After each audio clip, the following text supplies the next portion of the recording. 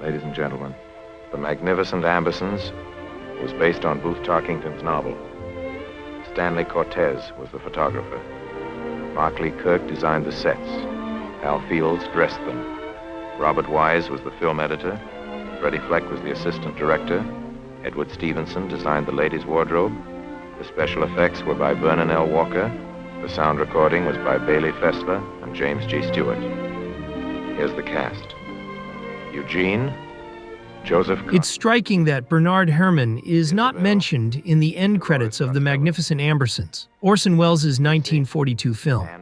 Herrmann was the composer with whom Welles had made his debut in the legendary Citizen Kane, a masterpiece for which we made a video explaining, showing, and demonstrating the composer's brilliant contribution. The reason Bernard Herrmann is absent from the credits of The Magnificent Ambersons does, however, have an explanation. The Magnificent Ambersons suffered one of the most drastic and dramatic studio interventions in Hollywood history. Orson Welles delivered a cut running over 2 hours, but while he was filming in South America, RKO reduced it to less than 90 minutes, removed key scenes, and altered the narrative structure. The studio also shot an upbeat ending that contradicted the director's tragic vision.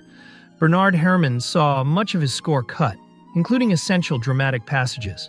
The new optimistic ending required additional music, written not by Herrmann, but by Roy Webb, who composed a light, bland theme that completely undermined Herrmann's original score. She brought her boy under shelter again. And that I'd been true at last to my true love. Furious, Herrmann threatened legal action to have his name removed from the credits.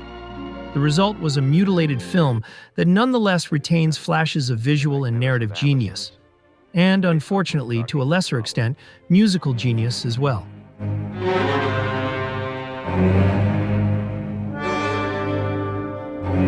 Despite the massacre that destroyed the musical architecture he had planned, the fragments that remain in the film allow us to perceive at least the soul and essence of what Herrmann had created. The dominant feeling is that of an elegy, a twilight, the Amberson family and its power. But this was not only a family story, it was the story of the passage from one era, old, to another, modern. And the Ambersons represent a world unable to adapt.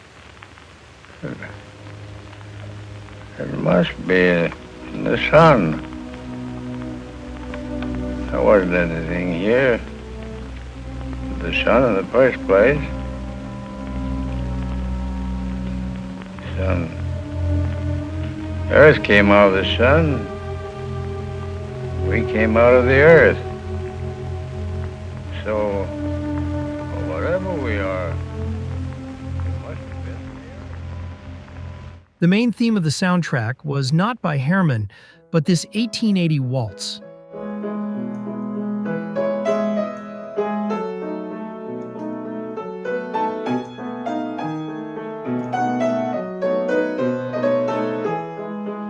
The magnificence of the Ambersons began in 1873. Their splendor lasted throughout all the years that saw their Midland town spread and darken into a city. It appears at the beginning of the film with the narrator's voice and shows the Ambersons' splendor, while also functioning as music of the aristocracy, of social order. Else's family horse and carriage. The only public conveyance was the streetcar.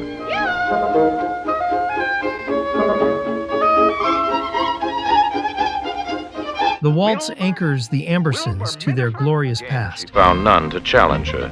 George Amberson Minifer, the Major's one grandchild, was a princely. I told you before. He's my father. Oh, well, that's a horse on me. If I'd known he was your... This is our dance. Better guess at what it says. Eggnog, anybody? Not for me, sir. Its diegetic use in the party scene makes it even clearer that this is their music, the music that represents them. Good are they? They always break down. They do not always break down. It is the music of the social sphere, the visible, the facade. Carriages. Automobiles. People aren't going to spend their lives lying on their backs in the road letting grease drip in their faces. No, I think your father better forget about him. But little by little it becomes distorted. It's mighty nice of you, Lucy. You and Eugene to have me over to your new house my first day back. You'll probably find the old town rather dull after Paris.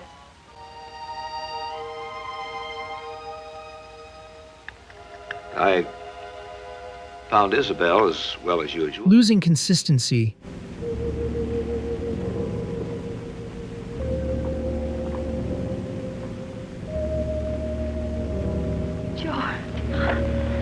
Unraveling, becoming barely recognizable, and finally unrecognizable. It represents complete destruction. Spreading incredibly. And as it heaved and spread, it befouled itself and darkened its sky. This was the last walk home he was ever to take up National Avenue to Amberson Addition, from the big old house at the foot of Amberson Boulevard. Tomorrow they were to move out. Tomorrow everything would be... With this waltz, the film shows the social, the visible, the facade. Bernard Herrmann's music deals with the emotional, the internal, the real. Isabel, dear, Yes, Eugene? don't you think I should tell George? About us? Yes. Behind that facade, the music reflects the purity and honesty of Isabel Amberson's emotions, imbued with a melancholy that portrays her as a victim of her circumstances. Is the history of your own selfless and perfect motherhood. Unable to be and feel as she truly wishes. Can you make a fight?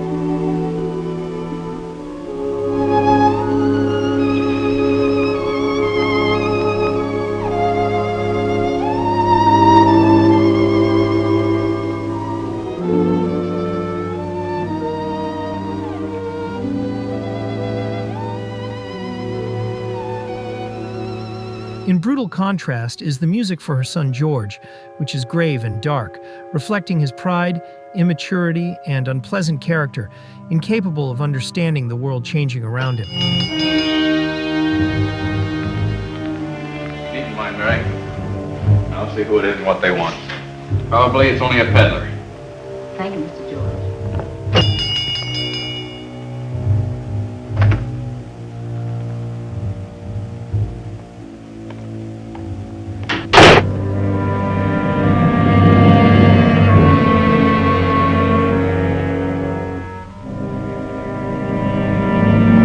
In his mother there is lyricism, but in him there is tension, arrogance, and hatred toward change, progress, and the loss of his privileges.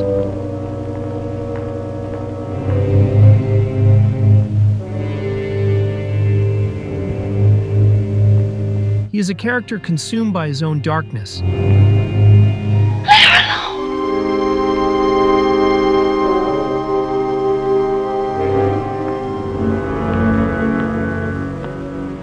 She wants to see you. And a victim of himself.